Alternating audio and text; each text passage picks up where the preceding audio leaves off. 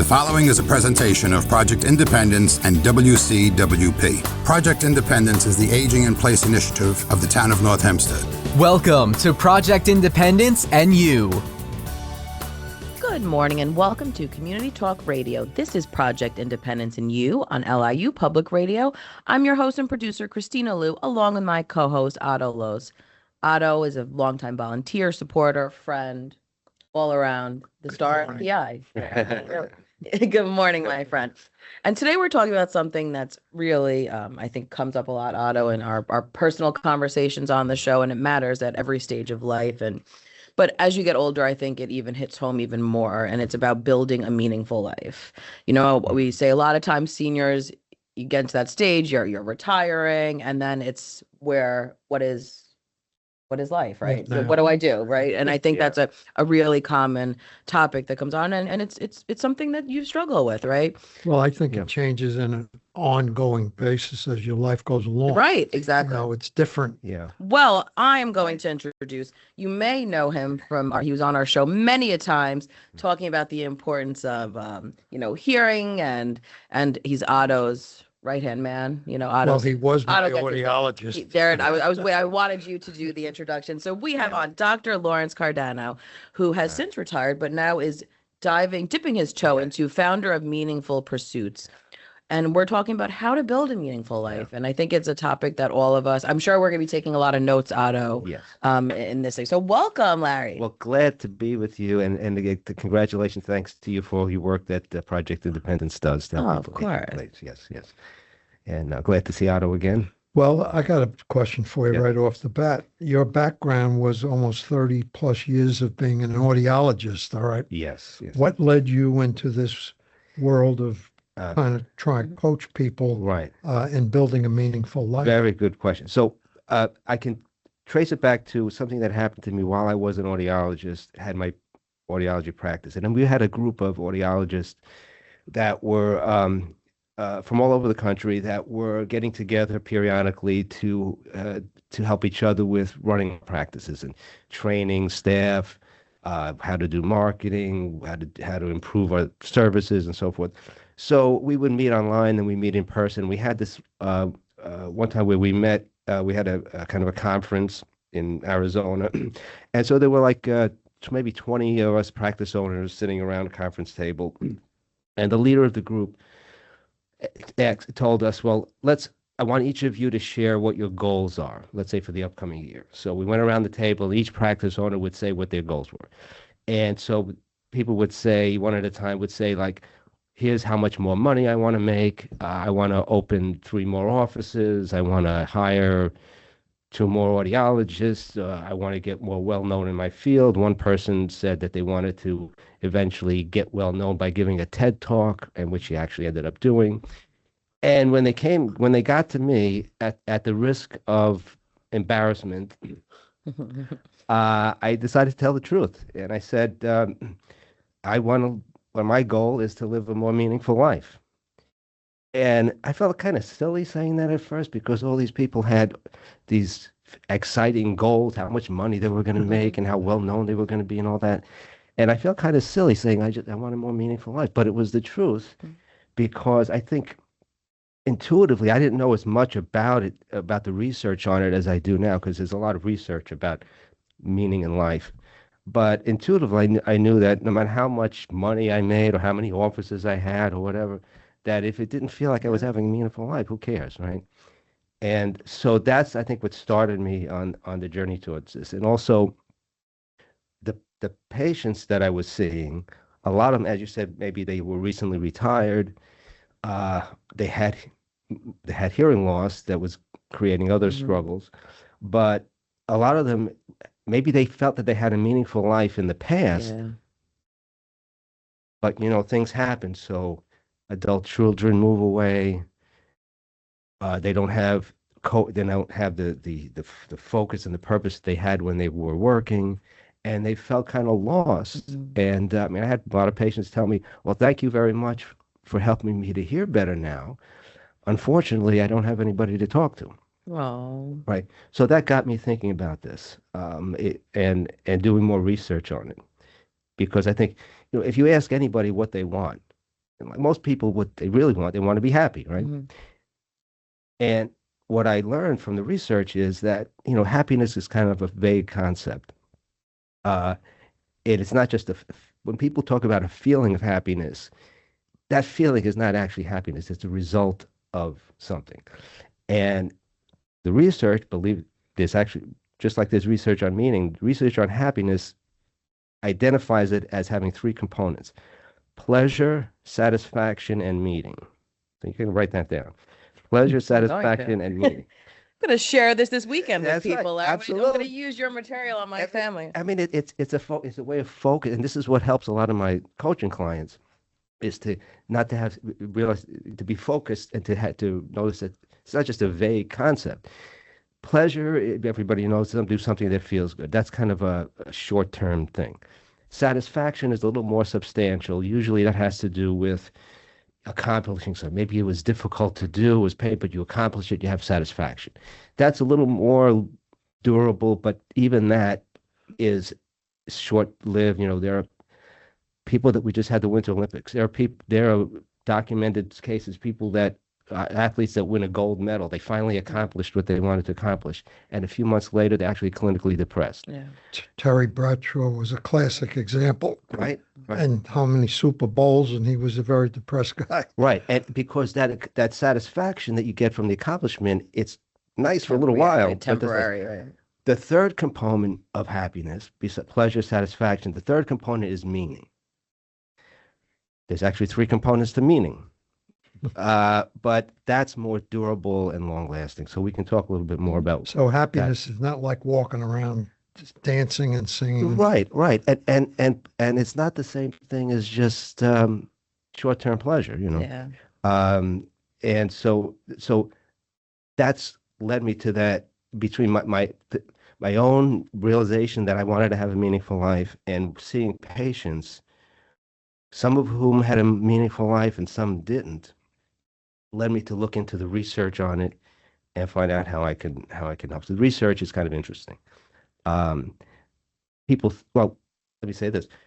When you think about what longevity and health, right? When you ask the average person, well, what's going to help you to have a longer life and a more healthy life? What do you think people usually say?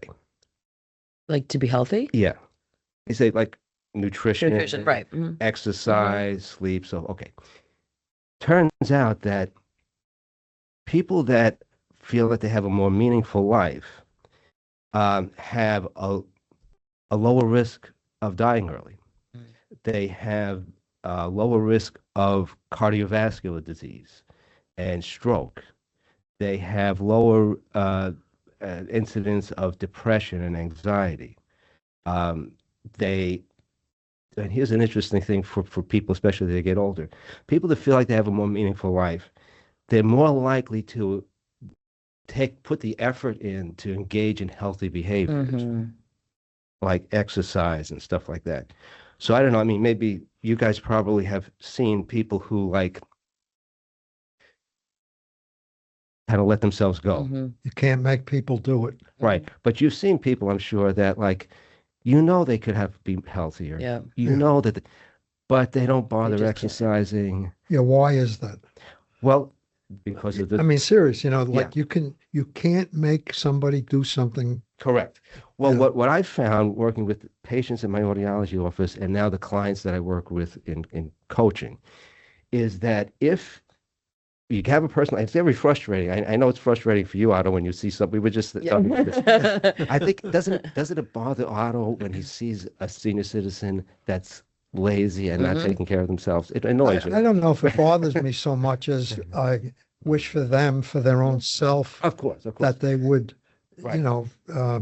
Do better for themselves. it comes down to attitude, and Right. we talk all the time about gratitude, an attitude of gratitude. Right. Being grateful for what you have, and Yeah. not what you don't have, and Yes. try to do the best you can with what you do have. Right. And focus, you have a choice, right? And no matter what situation you're in, you have a choice of focusing on negative things that you don't have, and you can have, or you could choose things that you do have. And so, one of my patients gave me a very good book. Well, it's out of print now. It's it's called, I can't remember the author, but it's called How to Make Yourself Miserable. And it's like it's like an instruction book on how to make yourself what to miserable. do to make yourself miserable. And a lot of it is what you're saying is focus on the negative things.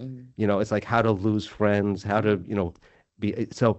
But to your point about this is a lot of the clients that come to me for coaching. It's this kind of situation where sometimes they are not putting effort, they're not doing the things that would help themselves, and so the question is like, what helps a person like that? My experience has been that if you can have somebody make small improvements in the three components of meaning in life, and there are ways to do that, then that's what moves them forward. Yeah, because I think, I was just, because we talk about this a lot, and as you're, it's so on board for our conversations, Otto and I.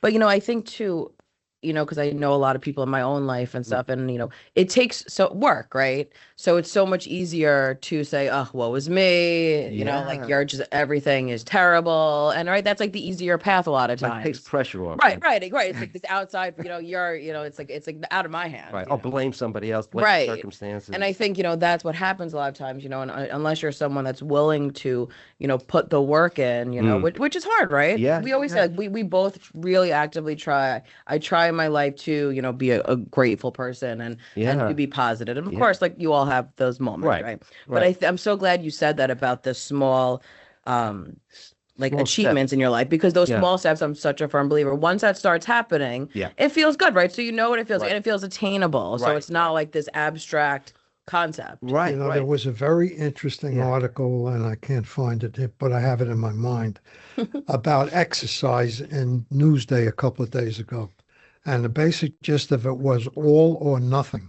And they said one of the big problems with people with exercise is there's this myth that it has to be all or nothing. Yeah. You got to wear a sweatsuit, and you have to work, you have to do 10,000 steps, and you have to do this, and you have to do that. Or if you skip one workout, then forget the whole thing. Right. Yeah. Right.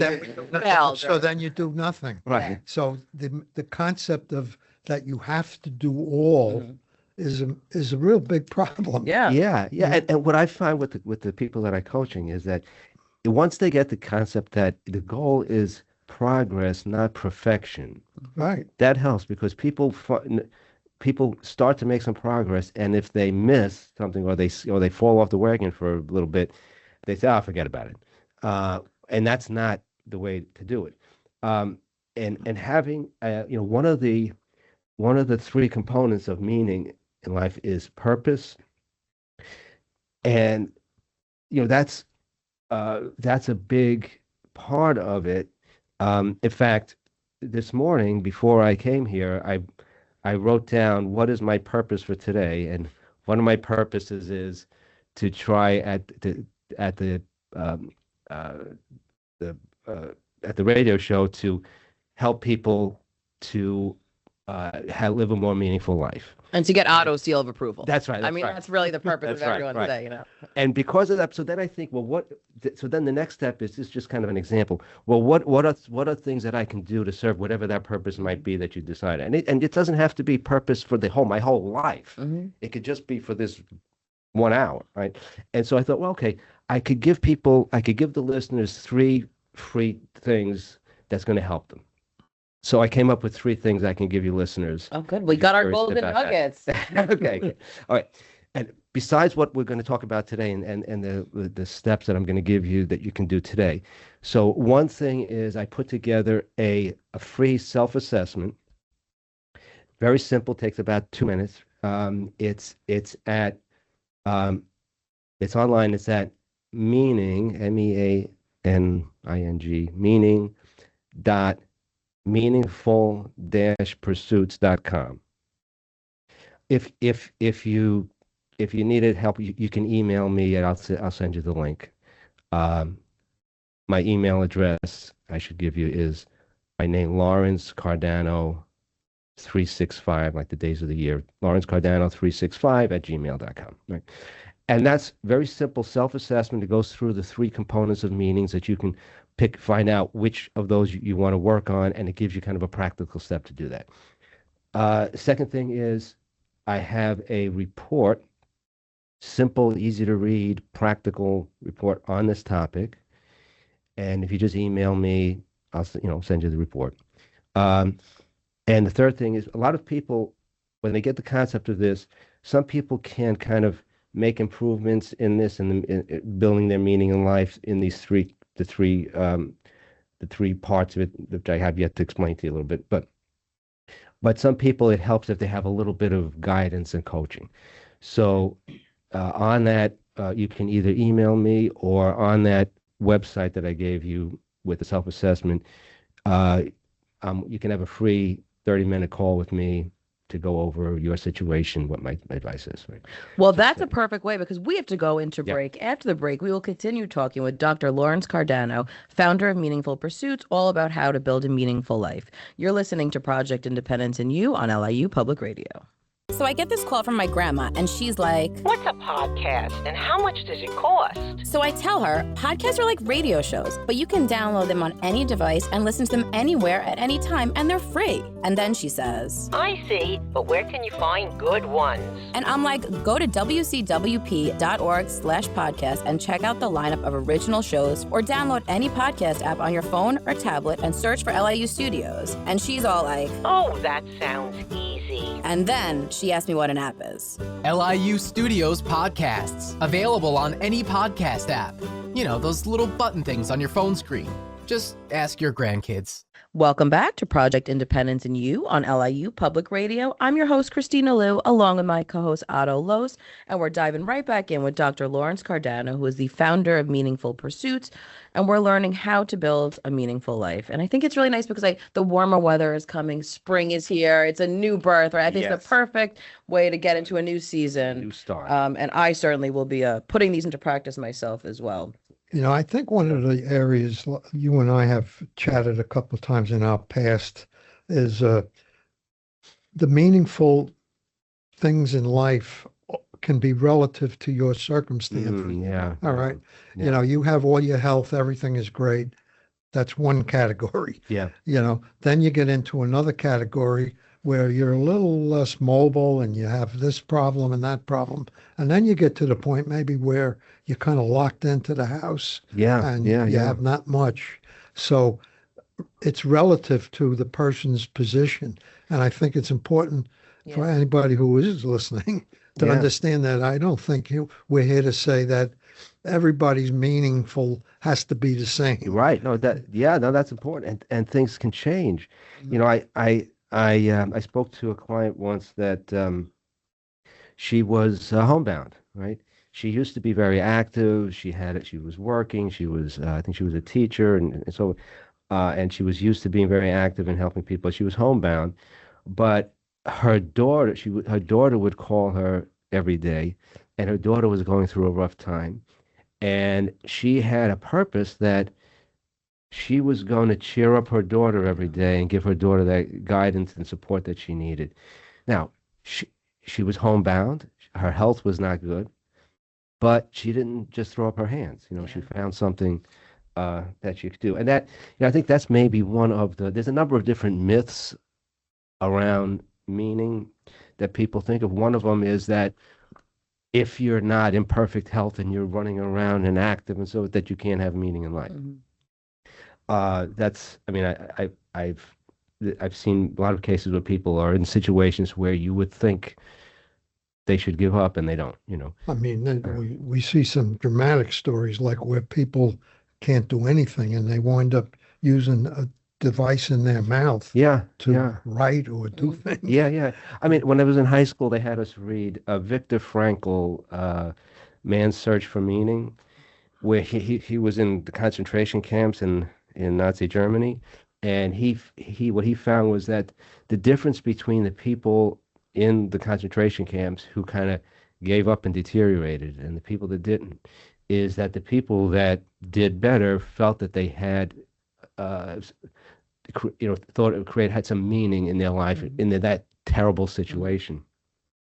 I think another one of the myths that you were getting at that this is that once you have a meaningful life, that's it. You're done with dealing with meaning in life. You're like, check. Yeah, right. And people have, but you're not done, right? Right. And that's why it's an ongoing thing, work, and your life circumstances change.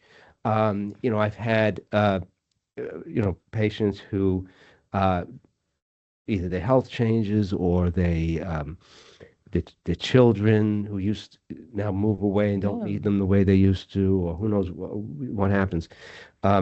So it's an ongoing thing, and it's not just people think of meaning as like, well, I just have a feeling. I feel like my life is meaningful, and it's not just a feeling. It's a way of thinking and something you can build.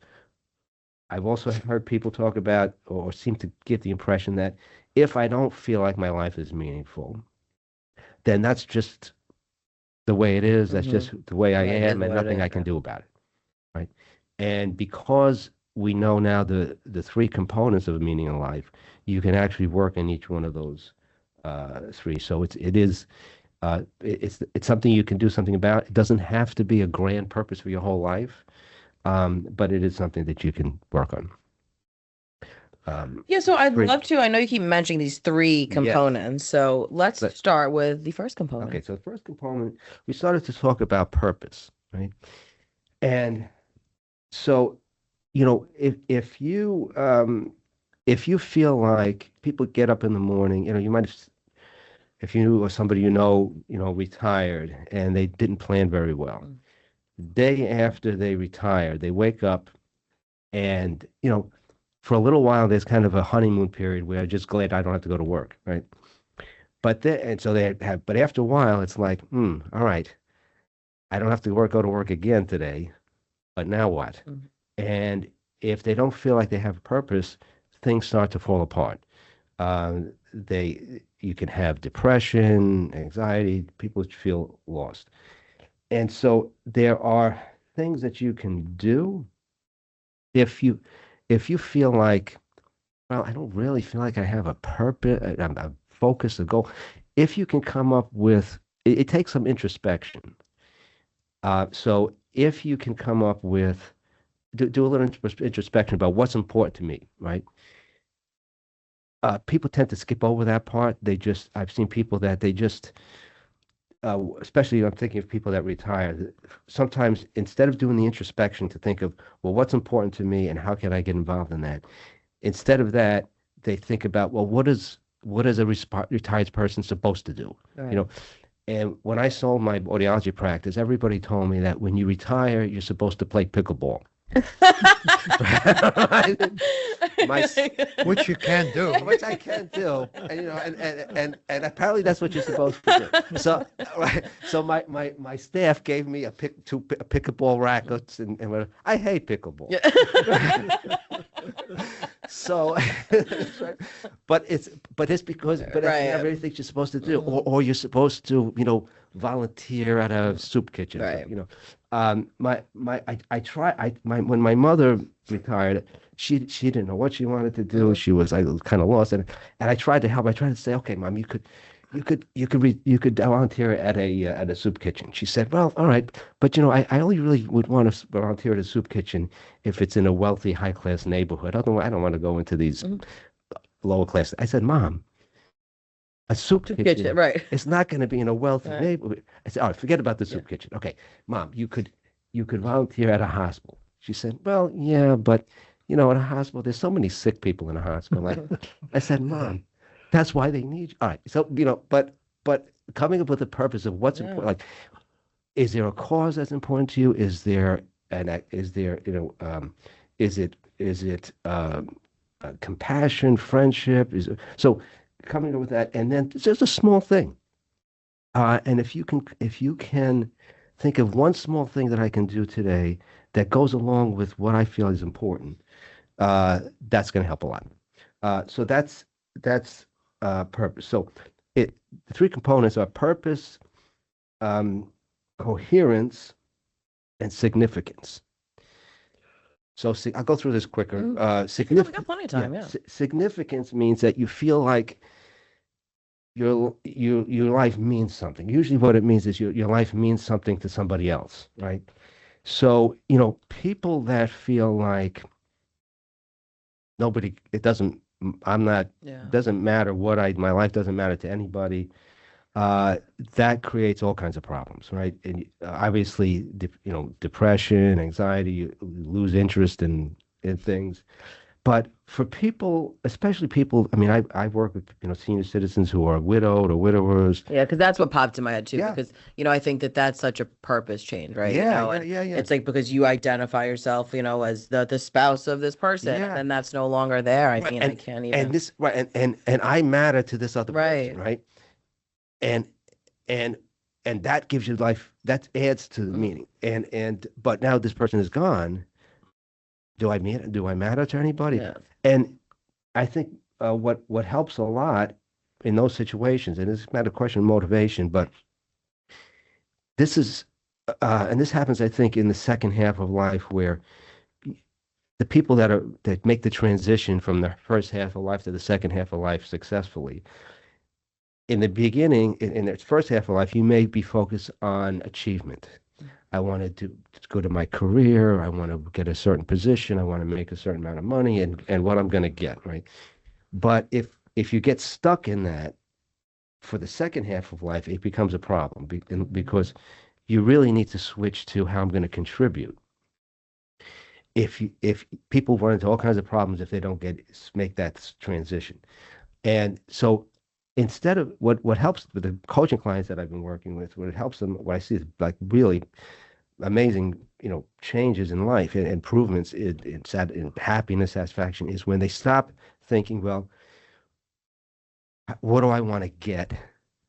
What can I get from other people? How can I be entertained? How can I make more money? And they start thinking who I can help.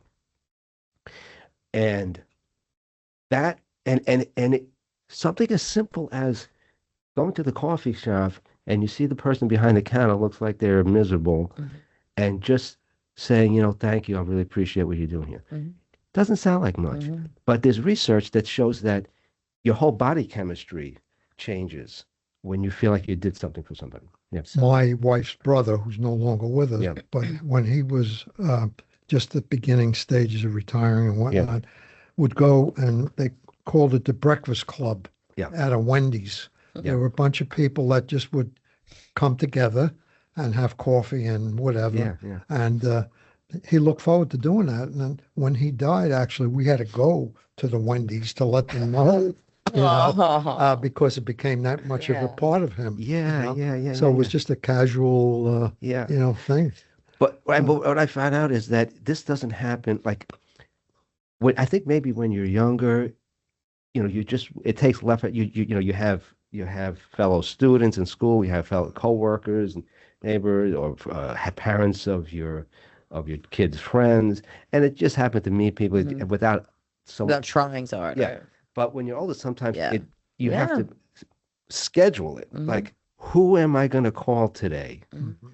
Who am I going to reach out to? Who is lonely that I could talk to? Who can I help? And it's having a plan. That helps a lot. Well, you mentioned earlier about when a spouse passes away, all right? Yeah. My view, and this is always a personal view, is that if you go back in your married life prior to that, my belief is that each partner should have some self-interest of their own to be a healthy situation, so that, that it's just healthy, I believe, to have some also self-interest. Right. And I think, like in my marriage, I think it even helps that relationship when you have some things going on outside the relationship that you can talk about. Right, to bring into it. Yeah. And so, but significance, if you think about what's going to make how can I be of help to somebody else? Then the third, so purpose, significance, and the third thing is what the psychologists call coherence. And this is what it really means is that you feel that your life makes sense. that your experiences fit into kind of a narrative that makes sense to you. So you may have heard people use the phrase, everything happens for a purpose, right? So it turns out that people that feel that way, believe that, have a greater sense of purpose. And it sometimes this comes from just a personal philosophy that you've developed. For some people, it comes from their faith or the values that they've developed. And if people who have this kind of sense of coherence, that life makes sense, if something bad happens in their life, they think of it as something that there's a reason for it, something they can learn from it. One door closes, another one opens. Right. And what can I learn from this? Or if something good happens, they think, well, how does this fit with my purpose and what I can do with my life? And there are ways so people that lose this sense of coherence, they feel like they're scattered, nothing makes sense, they're confused. And there are ways to build this up. One of the simplest and most effective things, it sounds so simple, is journaling. Right? It's come up a lot on the show. Like that's something that a lot of our guests have. Yeah. For a lot of people, I mean, when I first heard about this, all the research there is on journaling, it sounds like such a simple thing. Would just write down what I'm thinking. What good can that do? But it turns out that this neurologically, it brings the things that are in the part of your brain that has to do with emotion and things like that. It brings those things into your frontal cortex, part of the brain where you can strategize and make plans. For some reason, I don't know what they say, that writing by hand your thoughts and feelings, for some reason that has a bigger impact than typing, something to do with the physical thing. But there's all kinds of research about people who journal, just writing about their thoughts and feelings. And there's some have less anxiety, more resilience, able to bounce back from bad experiences better, all kinds of benefits. But it does help. But I think the all or nothing concept comes into play there, all right? You do not have to write a 300-page book. Right. You can write 10 pages over a period of as long as you want to take. Right. But I find myself, as they well know, I don't call it journaling. Yeah. I call it a lot of other things, really. Yeah. Hodgepodge, putting photos into order. Yeah. This is a form of journaling, if you will, where you're looking back on your life. It's like a reflection. And thinking about, well, maybe other people might be interested in this someday. And if not, I'm interested in doing it. And so two things that you brought up there. One thing is the all or nothing concept, and the other thing is that the one of the effects of doing the journey. So the all or nothing thing, there's been research on this. It's better if you can journal for 5 minutes a day and do it fairly consistently. I mean, if you miss a day, this is again the all or nothing. You have to be able to avoid saying, well, then forget the whole thing, and say, well, I missed a day, let me continue tomorrow. But if you can journal for 5 minutes a day, it's better than journaling for 1 hour and then skipping the rest of the week. So because what happens if you journal for 5 minutes and stop, but you're going to journal again 5 minutes the next day, you have now that time in between those 2 days where your subconscious is working on it, right?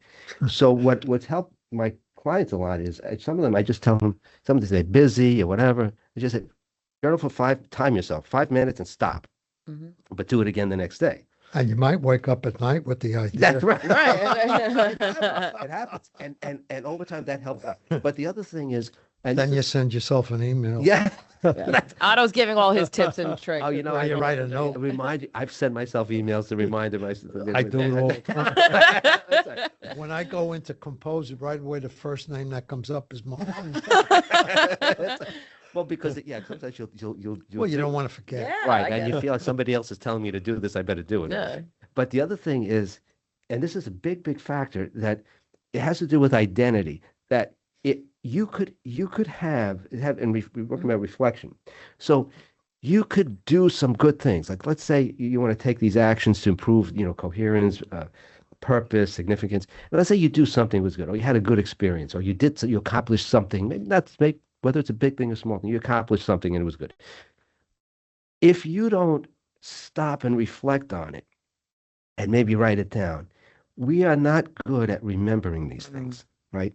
And it doesn't become part of your identity. You don't think of it as this is the type of person I am. It's so easy to forget. So I found for myself and for a lot of my clients that if at the end of the day I just write down what I'm grateful for, something good that I did, it sticks, and it makes me think of myself as that type of person that does that. Well, on that note, that's a perfect way to go into a break. After the break, we will continue talking with Dr. Lawrence Cardano, founder of Meaningful Pursuits, about how to build a meaningful life. You're listening to Project Independence and You on LIU Public Radio. WCWP is your home for great music and great conversation. You'll find all that and more on WCWP.org. Listen live on the web, check out the lineup, subscribe to podcasts, and stay up to date on the latest station events. Get in touch with us and let us know if you like what you're hearing. And find out how you can support or get involved at the only community public radio station serving Nassau's North Shore. Plus, sign up to get a free bumper sticker. It's all online at WCWP.org. Welcome back to Project Independence and You on LIU Public Radio. I'm your host, Christina Liu, along with my co-host, Otto Los, and we're talking with Dr. Lawrence Cardano, who's the founder of Meaningful Pursuits, all about how to build a meaningful life. I just got one thought about this all or nothing idea, all right? If you think about it, like you talk about journaling, all right? You can't replay the entire, if you're 70 years old, you can't replay the whole 70 years because it would take 70 years. So that wouldn't work, all right? So therefore, you can take a piece of it that maybe hits you and journal it. And that maybe is one that sort of comes to the top out of the 70 years. Yeah. It's this all or nothing idea, Right.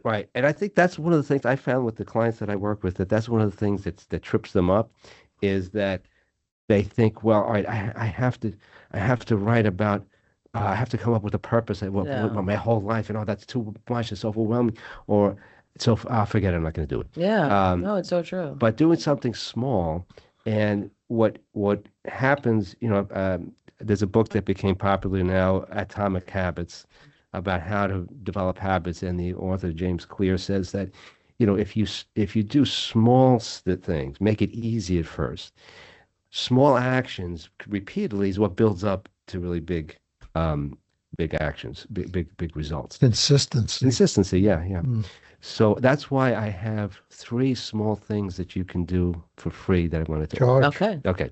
So anybody who's interested in, either for yourself or someone you know, of improving or having a more meaningful life.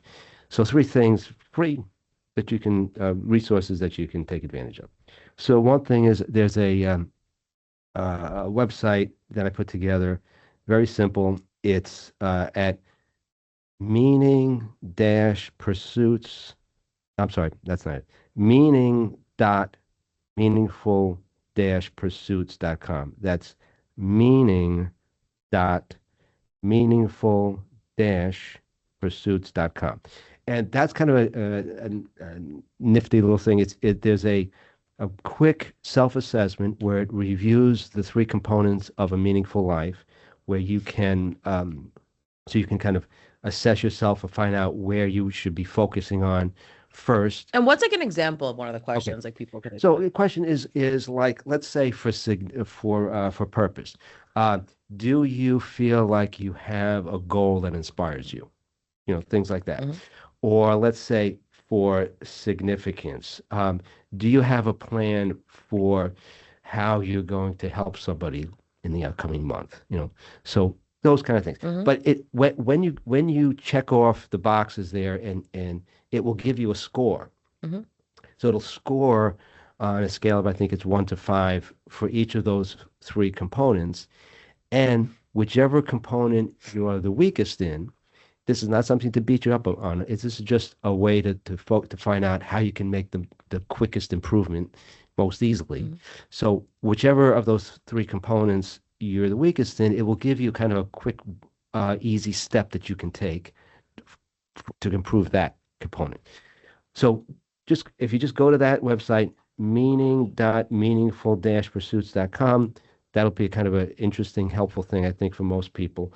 On that page, it also gives you another option, something you can do. For a lot of people, I was saying earlier that it helps to have a little bit of guidance and support to do this. So it gives you the option of booking a free kind of coaching call with me where we go through your particular case and just help you, point you to what the easiest, quickest way to make improvements are. So you're welcome to do that. And then besides that, I wrote a report on this topic, practical to that either for yourself or you can someone that you know, about what's the most practical ways to really develop a more meaningful life. And you can, I'll send that to you. Just email me, and I should give my email address, which is Lawrence Cardano 365 at gmail.com. So LAWRENCECARDANO 365 at gmail.com. And if you have any questions, you can email me, and I'm happy to respond. So, yeah, take advantage of that. Absolutely. No, and I think, especially with the coaching, we talk about this all the time, right? And that's so much what we deal with at Project Independence. And especially as you age and things seem, things that might have been easier for you to cope with, are not as easy, right? Yeah, and as you get older, it's, I talk about my mom all the time on the show, and she's, it's just such a nervous, anxious person. And, we've been talking about that recently because she's saying, as she goes, like things that I was better at, quote unquote, handling, or so she's like, I feel like my nerves are on the outside now. So I think that, the coaching piece is so important because you don't know where to go. And then a lot of times that it will segue into, well, forget it. I'm not going to do anything. Right. And also, and this happened with I have personal experience with this, where just having things rattling around in your own head, they say you can't read the label on the bottle from the inside, but to have an outside perspective, and I mean, anybody, like whether you feel like you have a meaningful life or not, you probably could give someone else, you could look at someone else and more easily see where they could improve than they can. I used to write a newsletter, and I had my wife proofread it and edit it, and I read that thing over 10 times. I thought it was perfect. So true. Every time she would point out misspelling, what I did, and because you can only see so much yourself that someone else. So that's why having someone else to kind of. Well, some people are very good at giving other people guidance. I know, right? They don't recognize in themselves. But they don't. You've met my family, right? Yeah. And there's something to it because it is. Yeah, but then you have to self-guide right. also. Right. It's so much easier though to guide others, Yeah. A lot of, and. So, but that is, getting insight from someone else it can make, and it's made a big difference for me. I've had coaches and mentors and so forth that pointed out things that I needed to improve that it would have taken me much longer to find out. So that's important. The coaching that I do it's a process of discovery, decision, and then discipline. So. And what helps in it, whether you do this yourself or with a coach, discovering and have some introspection and some analysis of where you are in your life and what areas you can make improvement in, and then making a decision, what am I actually going to do, and maybe small steps, and then how to develop the discipline, the habits. Right. Well, I think one of the things is in life, when you're younger and you're going through a lot of stuff, there's a lot of reactive thinking that goes on. You react to what's going on. Right. And all of a sudden you're sitting there and you don't have any work and you don't have this and you don't have that. You do have to be proactive, whether you like the idea or not. Right. Yeah. And here's something that I've noticed, that there are some of my clients they are dealing with challenges, like you mentioned, your mom. Maybe it's physical challenge, or whatever what comes with aging, challenges that they didn't choose, Right. and they now have to cope with this. And everybody has those kind of challenges. But then there are other people. There are some people that will decide on challenges that they want to take on purpose. Those are the people I think that start to feel more meaning in life and more enthusiasm about life. So I tell my clients that if the only challenges that you have in your life are the ones that have befallen you, and you don't have any challenges that you decided to take on, you're missing out on a lot of the, Well, but on the other hand, though, there could be people who their purpose really is to handle this challenge that has been given to them. Oh, yeah. Where you can't do much, you're homebound. Right. Right. So I could visualize that your purpose is to show you can handle this challenge. Right. And know. be in a positive way. Right. Yeah. I mean, For those around you, if you are Right. fortunate to have people around you Right, also. right. And I've seen this in extreme situations. I mean, I've seen people who were in like hospice, right? Yeah. Where you would think that's it, right? But I knew somebody that he had, a terminal illness, and he was in the hospital. He was encouraging the other patients. He was making jokes. He was making the nurses laugh. He was, giving advice to his children, and he was making the most of those last few days. Where somebody else, this is like Viktor Frankl was said in Man's Search for Meaning. You might be in a terrible situation, but you still have the choice of, am I going to make this meaningful or not? And so that's a choice, that people have to make. Like one of the areas, if you are fortunate enough to still be able to communicate and whatnot, I think is important again, to be proactive as opposed to reactive. Yeah. Don't wait for the phone call to come in. Don't wait for the email if you do email. Don't wait for the text message to come in. Be proactive. Yeah. And frankly, part two of that is I think, and they know I preached this 1,000 times, the all or nothing concept comes in about technology, all right? You do not have to be a guru on all technology. Yes. If you can do email and texting and maybe a search on the internet, you are going to have yourself a lot to do. Yes. Because you can text your family, you can do things. Right. So you don't have to be a guru and do all on a computer. Right. I think if you could think of, well, what's one little thing that I can learn how to do? And then pat yourself on the back when you, even if it's something small. And this is that reflection that when you do something, you take a step. It's very important to pat yourself on the back and remember it.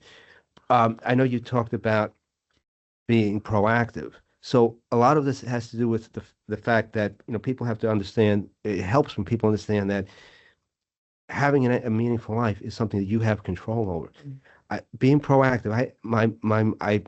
My mother was a wonderful mother, but I learned a lot about what not to do from her. So for example, my father would tell her, oh, this other couple, why don't we invite them over for dinner? I'd like to get to know them better. And her response was, when did they have us over for dinner?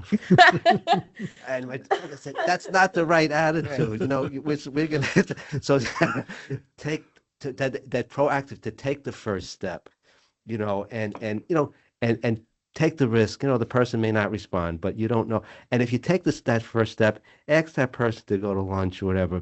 I had a client just the other day. She's in her late 70s, and she's widowed.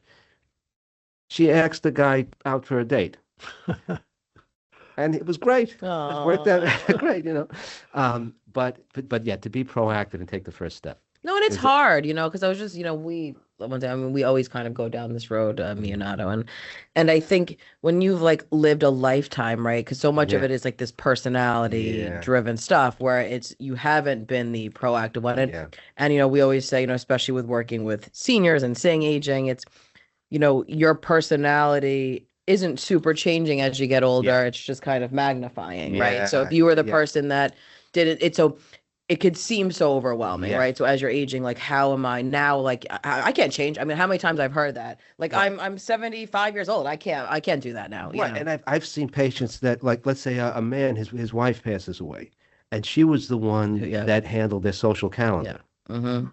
Now what? Yeah. Well, you can adapt. Now, maybe you're not going to do a 360 and become all of a sudden a Right. social butterfly, but what's one thing I can do? Mm-hmm. What's a small step? Who can I just one person I can call today?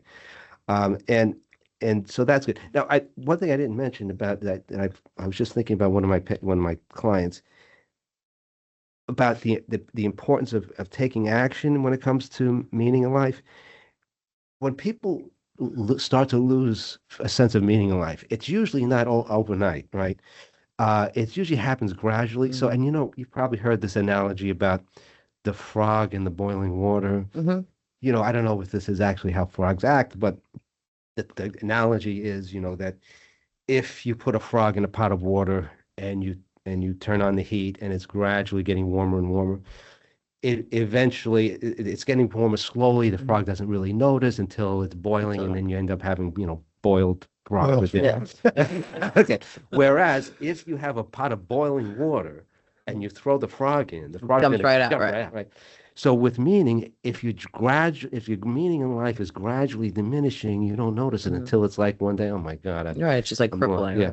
So that's why I think that's why I offered those three things to help people, because you don't want to wait until it's really bad, you're just lost. And even if you feel like your life is pretty meaningful, maintenance is important, Yeah. right? And Well, that's what I'm glad because all I keep thinking is, listen, we live in a society where we were talking about our phones during the break ah, and stuff, right? Where we're surrounded by, and we're also like in New York, so we're quick fixers, right? yes, So you want that instantaneous yes, fix, and you want it now. You want it. Everything is, quick. and I think with something like this, I think that's what's so important is you have to realize that there is this maintenance that goes with it, Yeah, and the work. But I do think that it's like I love because I'm such a firm believer and I mean everywhere I'm the small things add up type of girl, yeah, right?